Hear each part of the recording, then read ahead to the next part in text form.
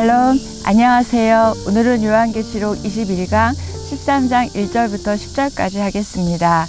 요한계시록 13장은 12장과 연결되어 있기 때문에 12장을 잠깐 언급해드리고 내용을 들어가겠습니다.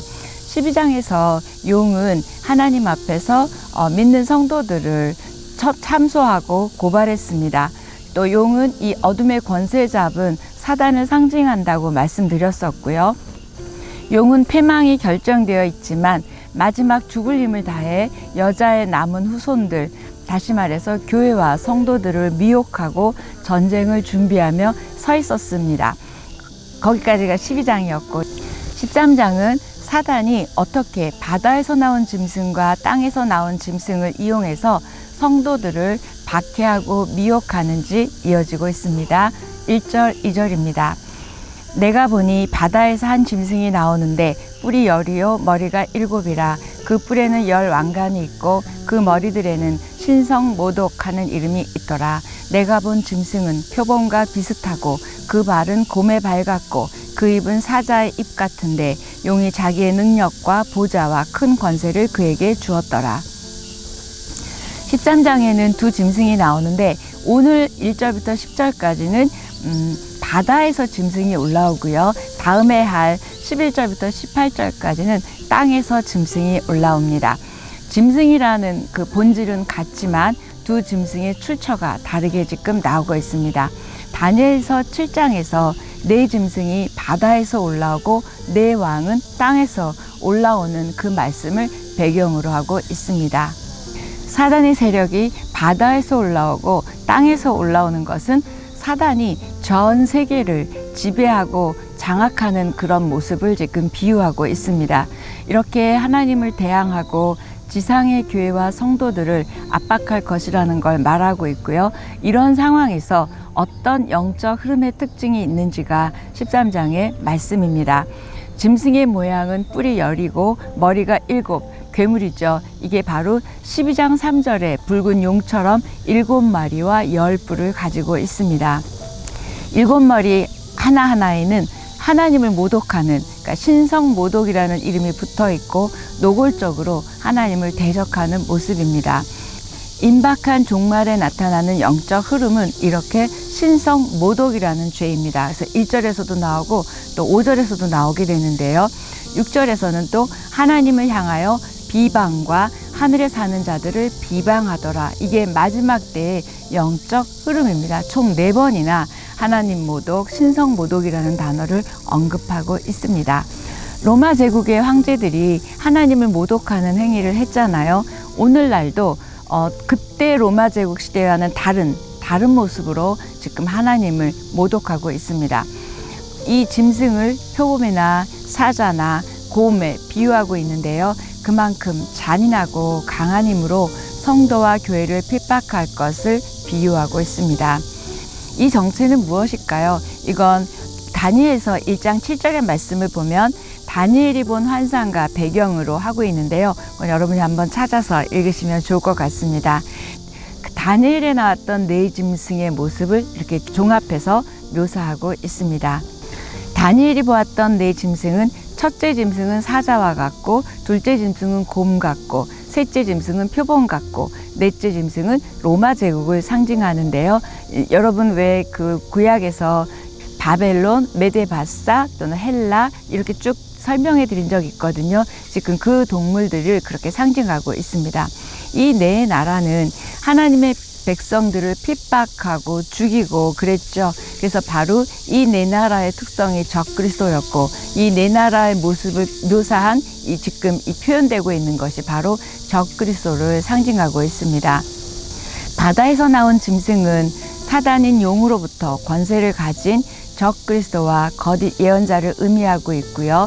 짐승이 용으로부터 권세를 받게 됩니다. 적그리스도가 사단으로부터 권세를 받아서 지금 활동하고 있는 것과 같습니다. 하나님의 백성들을 핍박하고 미혹하는 적그리스도는 오늘날도 이렇게 사단으로부터 힘과 권세를 받아서 일하고 있죠. 이 시대의 적그리스도들은 어떤 존재들이고 또 그 존재들이 어떻게 하나님의 백성들을 공격하고 있는지 저와 여러분은 알아야 하고 분별해야 할 것입니다. 3절, 4절입니다. 그의 머리 하나가 상하여 죽게 된 것 같더니 그 죽게 되었던 상처가 나음에 온 땅이 놀랍게 여겨 짐승을 따르고 용이 짐승에게 권세를 주므로 용에게 경배하며 짐승에게 경배하여 이르되 누가 이 짐승과 같으냐 누가 능히 이와 더불어 싸우리요 하더라. 짐승이 죽은 줄 알았는데 상처가 나으니까 용이 짐승에게 권세를 줍니다. 그 짐승은 하늘에 사는 자들을 모독하며 성도들과 싸워 이길 것을 허락받았습니다. 여기서 말하는 짐승은 당시의 네로 또는 당시의 로마 제국을 의미합니다. 사단이 로마와 네로에게 권세를 줌으로써 그 당시 땅에 사는 사람들, 다시 말해서 하나님을 믿지 않는 그들을 누가 이 짐승과 같으냐 누가 능히 이와 더불어 싸우리요 하고 말하고 있습니다. 결국 용과 짐승을 두려워하며 짐승을 경배하고 있는 그 시대에 땅에 사는 사람들을 말하고 있죠. 이 말씀은 사단의 하수인 로마 제국의 힘을 두려워하는 유대인의 모습을 보게 되고요. 또 이 시대도 우리가 어둠의 세력들을 무서워하고 세상을 무서워하는 거 있다면 그 용의 세력에 지고 있는 것입니다. 사람들이 하나님을 경배하는 대신 점점점 세상과 사단을 따르고 숭배하고 모습을 지금 얘기합니다. 5절, 6절입니다. 또 짐승이 과장되고 신성모독을 말하는 입을 받고 또 42달 동안 일할 권세를 받으니라. 짐승이 입을 벌려 하나님을 향하여 비방하되 그의 이름과 그의 장막 곧 하늘에 사는 자들을 비방하더라. 짐승이 신성모독하는 입을 받고 42달 동안 하늘에 사는 자들을 지금 비방하고 있습니다. 어둠과 권세 잡은 자들이 42달, 일시적이죠. 그런 일시적인 기간 동안 성도와 교회 공동체를 비방하고 조롱하고 협박하는 모습을 말하고 있습니다. 42달이라는 기간은 바다 짐승이 악한 일을 행하죠. 하나님이 허락하신 기간 동안에는 그들에게 허락되어진 시간이고 그들이 우리를 괴롭힘을 알 수 있습니다. 12장에서 여자가 광야에서 하나님의 양육을 1260일 동안 받은 그 기간과 같은 시간입니다. 7절, 8절입니다. 또 권세를 받아 성도들과 싸워 이기게 되고 각 족속과 백성과 방언과 나라를 다스리는 권세를 받으니 죽임을 당한 어린 양의 생명책에 창세 이후로 이름이 기록되지 못하고 이 땅에 사는 자들은 다 그 짐승에게 경배하리라. 짐승이 하나님의 백성을 이기는 권세를 받았다는 게 우리로서는 좀 충격적입니다.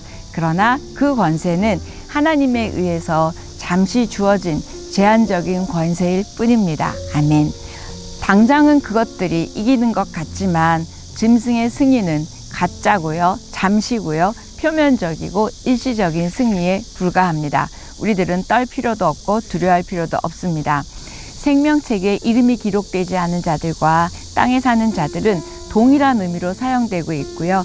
그들은 바다에서 올라온 짐승에게 경배합니다. 다시 말해 하나님을, 예수 그리스도를 따르지 않는 자들은 이렇게 용, 사단을 경배함을 말하고 있습니다. 짐승을 경배하는 자들은 결국 어떻게 될까요? 심판을 받을 것입니다. 사람들은 두 부류, 하나님을 경배하든지 사단이나 세상을 따르고 좋아하든지 두 부류입니다. 사단의 유혹과 위협에도 불구하고 믿음을 가진 우리들은 분별해서 하나님을 따르는 우리를 축복합니다. 9절, 10절입니다. 누구든지 귀가 있거든 들을지어다. 사로잡힐 자는 사로잡혀 갈 것이요 칼에 죽을 자는 마땅히 칼에 죽을 것이니 성도들의 인내와 믿음이 여기 있느니라. 사로잡힐 자는 사로잡힐 것이고 칼에 죽을 자는 칼에 죽을 것이다. 이 말씀은 성도들이 피할 수 없이 직면해야 하는 고난의 상황을 말하고 있습니다. 요한은 성도들의 인내와 믿음이 필요하다고 이야기하죠. 왜요? 사로잡힐 자, 죽을 자가 있기 때문입니다. 그래서 우리에게 필요한 건 성도의 인내와 믿음이 필요하다고 요한을 통하여 하나님은 저와 여러분에게 말씀하고 있습니다. 다시 인내와 믿음입니다. 우리에게 가장 없는 것이 인내고 우리에게 가장 없는 것이 믿음인 우리들에게 오늘 말씀하고 있습니다.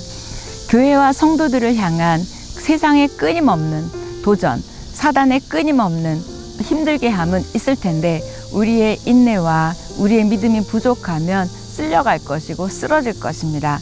영적 전투에서 이기는 비결은 인내하는 믿음이죠. 인내와 믿음을 합치니까 인내하는 믿음이죠. 이 인내하는 믿음만이 우리로 하여금 끝까지 견디고 믿음으로 승리하게 할 줄 믿습니다. 하나님의 택함을 받은 우리들은 어려움이 있을지라도 믿음으로 이기고 인내로 승리하기를 축복합니다. 오늘 12장에서는 계속 인내와 믿음이라는 단어를 말하고 있습니다. 강력한 사단의 힘, 강력한 세상의 권세에 타협하거나 믿음을 포기하거나 인내를 포기하지 않는 우리들의 믿음이 되달라고 하나님은 요한계시록을 통해서 지금 말씀하고 있습니다. 이렇게 성도들에게 마지막 때에 환난과 핍박이 있게 되기에 우리들에게 더욱더 인내와 믿음을 준비해야 되겠고요. 또 이 인내와 믿음으로 그 어려움이 닥쳤을 때 우리가 다르게 반응하고 다르게 이기기를 원하는 하나님의 사랑과 하나님의 마음이 있습니다. 이럴 때 우리가 잊지 말아야 할 것은 악의 권세, 사단의 권세는 일시적이고요.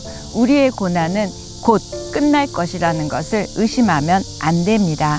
거짓 선지자들은 속이는 자들입니다. 거짓 선지자들은 미혹하는 자들입니다. 거짓 선지자들은 우리의 영혼을 지옥에 보낼 자들입니다.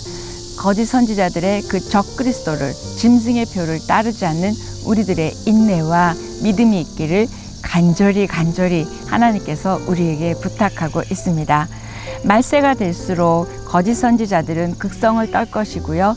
성도와 교회는 깨어있지 않으면 이렇게 인내와 믿음으로 이기지 못할 것입니다. 인내하며 믿음을 지킴으로 최후 승리를 얻는 저와 여러분의 믿음, 저와 여러분의 인내가 있기를 축복합니다. 그리스도인이 된다는 것, 하나님의 사람으로 산다는 것은 세상의 복을 많이 받고 잘 사는 것을 의미하는 것이 아니라 어떤 상황에서도 어떤 고난이 있을지라도 믿음과 인내로 우리가 그것을 감수하고 이겨내겠다는 결단이고요. 그래서 우리는 기복주의 신앙이 아니고요. 만사형통의 신앙이 아니라는 것을 우리도 알아야 되고 우리 하나님도 우리의 믿음을 인정해 주시는 그런 말씀과 예수 그리스도의 보혈의 피를 의지하여 인내와 믿음으로 승리하는 우리들의 믿음이 되기를 축복합니다. 그렇게 인내와 믿음으로 살고 싶지만 세상을 따르지 않고 사단을 따르지 않으면 어찌 보면 손해보는 것 같고 또 망할 것 같고 불편하고 손해보고 희생당하는 그런 모습으로 생각되어질 수도 있습니다. 그러나 이때 반드시 꼭 필요한 것이 바로 인내와 믿음입니다. 주님을 따르기 때문에 말씀을 따르기 때문에 하나님의 백성이기 때문에 치러야 할 대가가 있다면 그 대가를 치러내는 것이 인내고요. 그 대가를 치러내는 것이 바로 믿음입니다. 저와 여러분의 삶 가운데 유난히 인내와 믿음이 필요한 영역이 있죠. 여러분이 어떤 부분이 인내와 믿음이 필요한지요? 자녀 또는 경제, 건강 여러 가지 부분이 있을 것입니다. 이때도 여러분이 반드시 인내와 믿음으로 승리하시고요. 또 지혜로운 깨어있는 종말의 성도이기 때문에 어떤 상황에도 휩쓸리지 않고 믿음을 포기하지 않는 우리들을 바라보시며 하나님께서 마지막 때에 우리는 구원으로 그들은 심판으로 인도하실 것을 확신합니다. 우리가 살아가면서 문제와 어려움의 그 현실 너머에 계신 하나님과 하나님 나라를 바라보며 살아갈 때만이 우리는 믿음과 인내로 승리할 수 있습니다. 저 여러분이 이렇게 어떤 상황에서도 인내와 믿음으로 승리하는 저 여러분 되기를 축복합니다. 오늘 여기까지 하겠습니다.